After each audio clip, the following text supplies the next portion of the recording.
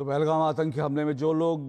जिनकी जान गई थी उनके परिजनों की आंखों में आंसू हैं, लेकिन दिल में उनके संतोष है, क्योंकि उनको लगता है कि उनके परिजनों की जो मौत है उसका बदला ले लिया गया है। संतोष जगदाले की जो बेटी थी, उन्होंने कहा कि जो ऑपरेशन सिंदूर नाम रखा गया है वो शायद इसीलिए रखा गया है क्योंकि सिंदूर जो है उजाड़ा गया था, भारत की जो कई बेटियां उनका सिंदूर उजाड़ा गया था और इसीलिए ऑपरेशन सिंदूर नाम रख करके इसका बदला लिया गया है। ये बहुत लगातार जो अपडेट है हम आपको दे रहे हैं। तो इस वक्त जो इतना बड़ा आतंकी हमला हुआ था उसका भारत ने एक तरह से हिसाब बराबर करा है और पाकिस्तान इस वक्त अब क्या करेगा इस पर सबकी निगाहें लगी हैं, क्योंकि पाकिस्तान की ओर से गीदड़ भभकियां लगातार दी जा रही थी। लेकिन उसके बाद पाकिस्तान की तरफ से जो खबरें आ रही हैं ये है कि पाकिस्तान की तरफ से लगातार शेलिंग की जा रही है, लगातार जो है सीज फायर का उल्लंघन किया जा रहा है, लेकिन भारत की तरफ से भी पाकिस्तान को मुंह तोड़ जवाब दिया जा रहा है। एक बार फिर चलते हैं, हमारे तमाम मेहमान जो हैं जनरल अस्थाना हमारे साथ जुड़े हुए हैं। जनरल अस्थाना, ये जैसे सरप्राइज एलिमेंट होता है,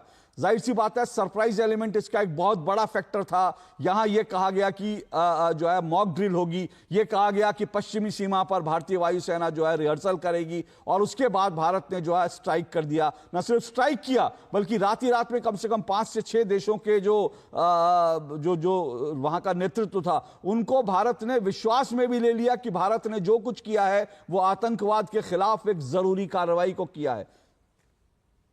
बिल्कुल, जो सरप्राइज एलिमेंट भी था और उसके साथ साथ जैसे ही भारत की तैयारी हर तरीके से थी, डिप्लोमेटिक तरीके से भी तैयारी थी और काउंटर स्ट्राइक की भी तैयारी थी। तो इसीलिए जैसे ही आपने देखा स्ट्राइक हुई, उसी के साथ सब भारत ने सब देशों को भी ब्रीफ कर दिया। उसी के साथ हमारे जो जैसे इन्होंने पाकिस्तानियों ने कोशिश करी फायरिंग करने की,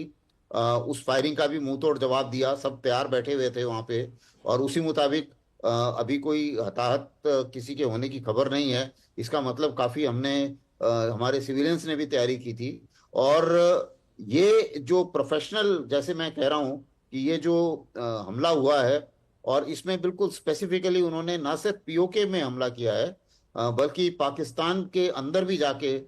जो है 4 टारगेट तो पाकिस्तान के अंदर थे, 5 टारगेट पीओके में थे और कुछ जो लॉन्च पैड से ये लोग खाली करके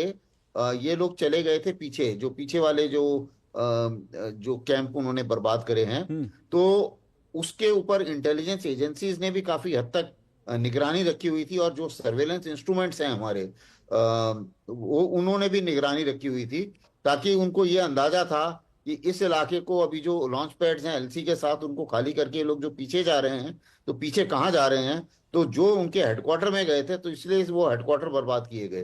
तो ये बहुत ही एक प्रोफेशनल किस्म का, जिसकी जितनी भी तारीफ की जाए उतनी कम है जी।